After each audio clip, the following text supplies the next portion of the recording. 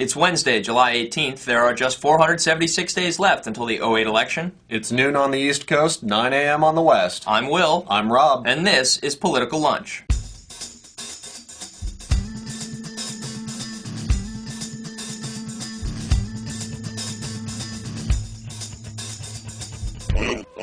Welcome to Political Lunch. As promised in Monday's program, today we'll be taking a look at the campaign commercials.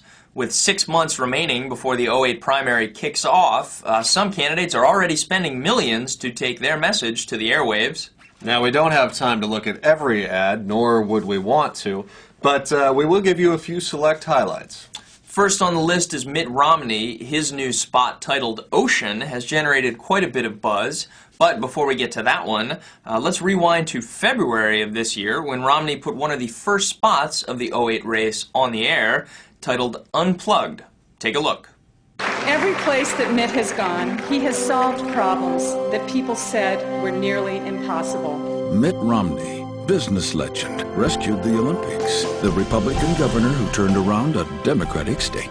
I believe the American people are overtaxed and the government is overfed. I believe we're spending too much money, and that's got to stop. I believe our laws ought to be written by the people and not by unelected judges.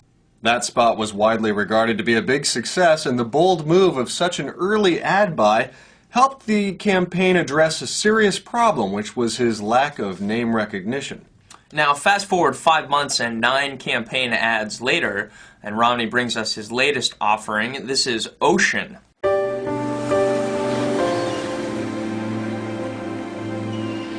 I'm deeply troubled about the culture that surrounds our kids today. Following the Columbine shootings, Peggy Noonan described our world as the ocean in which our children now swim. She described a cesspool of violence and sex and drugs and indolence and perversions. I'd like to see us clean up the water in which our kids are swimming. I'd like to keep pornography from coming up on their computers. I'd like to keep drugs off the streets. I'd like to see less violence and sex on TV and in video games and in movies. In the last 3 days, that ad has been viewed 20,000 times online, but the response has been lukewarm at best. With comments such as, if Mitt Romney doesn't like porn, he sure didn't seem to have a problem profiting from it as a board member at Marriott. The hotels make tons of dough off in-room pay-per-view porn charges. Going after porn and violence isn't exactly rocking the boat when it comes to a campaign spot. Now, Romney is one of 3 candidates to have a significant ad buy in Iowa so far. Another candidate with ads on the air in that key primary state is Barack Obama. His new 30-second spot is titled Carry. That's C-A-R-R-Y. Here's a clip. There is not a liberal America and a conservative America. There is the United States of America. Senator Obama worked on some of the deepest issues we had, and he was successful in a bipartisan way. Legislation that he carried, he believed in. He was not carrying it for a group. He was not carrying it for a lobbyist. So, not bad. Pretty standard political fare. Interestingly, though, you can't find that ad on Obama's website or on his YouTube channel. It was posted online independently and has generated just 300 views. Now compare that with one other candidate with ads running in Iowa right now. Bill Richardson, a decidedly second-tier candidate, has had one particularly successful ad running since May. Online, this little gem has raked in some first-tier stats. The interview has been seen nearly 200,000 times. Congress, UN Ambassador, Secretary of Energy, Governor of New Mexico, negotiated with dictators in Iraq, North Korea, Cuba, Zaire, Nigeria, Yugoslavia, Kenya, got a ceasefire in Darfur, nominated for the Nobel Peace Prize 4 times. So, What makes you think he can be president? I'm Bill Richardson, and I approve this message. For a candidate struggling in the polls, catchy is good, and this ad definitely generated some much-needed buzz for the Richardson campaign. Now, it's early in the season, and when it comes to the television ad battle, most candidates have not yet begun to fight.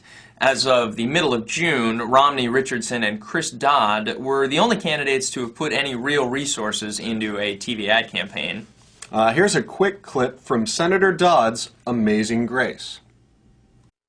I was blessed to become a first-time father at age 57. Our daughter Grace was born 2 days after 9/11 into a very changed world. I want my campaign to be about all of our children and the kind of world we give them. And today in New Hampshire, John Edwards unveils his latest ad featuring his wife, Elizabeth Edwards. Here's a clip from 30 years. I've been blessed for the last 30 years to be married to the most optimistic person that I've ever met. But at the same time, he has an unbelievable toughness, particularly about other people, and that is his ability to fight for them. You're not going to outsmart him.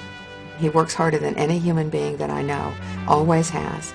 It's unbelievably important that in our president we have someone who can stare the worst in the face and not blink. And while this may seem awfully early for there to be any campaign ads on the air, consider this. In 2000, G.W. Bush ran his first campaign ad 821 days before the election. That's nearly 200 days, nearly 6 months before the first ad in the 2008 cycle. First out of the gates this time was Duncan Hunter, whose first ad ran a grand total of 34 times. Compare that with Mitt Romney, the clear leader in on-air spots so far. By mid-June, he'd run more than 4,500 TV ads, more than all the other candidates combined.